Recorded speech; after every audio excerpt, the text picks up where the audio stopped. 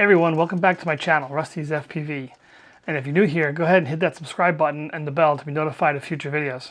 Today I have a short follow-up video to last week's video on the new DJI Mavic Mini. So in my previous video, I went over some of what the rumored specs would be for this new drone from DJI. But now that it has been released, we finally have what the real specs are. It will be less than 250 grams as promised. Specs say it's 249 grams. We'll have to weigh that when it comes in. The spec for the flight time is 30 minutes, but we all know how that goes. It will likely be somewhere in the 26-27 minute range. It's a little bigger than I thought it would be. I had saw rumors that it would be somewhere around 140 millimeters motor to motor, but it looks like it's going to be about 243 millimeters motor to motor. Still a pretty small drone, but not quite as small as we expected. It's pretty clear that DJI was going after flight regulations, as the version of this drone that is released in Japan will be 199 grams, just 1 gram short of Japan's 200 gram rule. Let's talk about the flight envelope. Max speed for this drone is 13 meters a second in sport mode, which works out to just slightly less than 47 kilometers an hour. Pretty quick for a small drone, but not quite as fast as the Mavics. GPS accuracy is on par with the rest of the Mavic line. So the main event, the camera. What has DJI in store for us? Well, unfortunately, no 4K video. That's going to be a deal breaker for many people, but with a $400 price point, 4K video could have been cutting into future sales of the Mavic line. So what video resolutions do we have? We have 2.7K at 25 and 30 frames per second, and 1080p at 25, 30, 50, and 60 frames per second.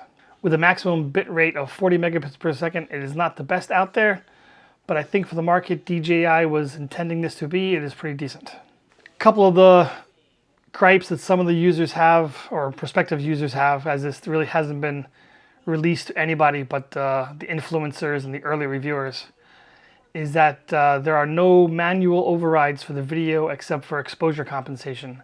That can make up for some of it, but it would be really nice to have full exposure control in video. Photo mode apparently does have a lot more control. We'll have to wait until Monday to see. So what does all this mean and who is this drone for? It's pretty obvious that DJI was trying to fly in under the radar, so to speak, of many of the regulatory bodies out there. 250 grams for FAA, 250 for Canada, there's a 250 limit for the UK. Apparently in Japan it's 200 grams, which is the reason why the Japanese version of the Mavic Mini will be about 50 grams lighter at 199 grams, but unfortunately it will also only have 18 minutes of flight time, which in reality will probably be in the 16 or 17, maybe 15 minute range. So who's this drone for? Anybody who really wants just a small drone to mess around with. It's probably a pretty decent travel drone if you don't really need that 4K resolution, which there are many people out there who don't. Still a lot of TVs, a lot of computers out there aren't seeing 4K resolutions. Watching 4K resolution on a phone is almost pointless. It's so small. So who's this drone not for? Well, if you're a professional photographer and you're using your drone for business work, this is probably not the drone for you. It just doesn't have the resolution, doesn't have the dynamic range. It just doesn't have all the features that the full-size Mavics have. So did I buy one? Yes. I ordered it the release day from Best Buy. They should release it Monday morning, and I will be picking it up Monday morning. And since I have off Monday, I will probably hopefully get in a full day of flying, and I will have my short review later Monday night or Tuesday. So if you've ordered the Mavic, or maybe if you didn't, leave a comment below and we can discuss some of the reasons why.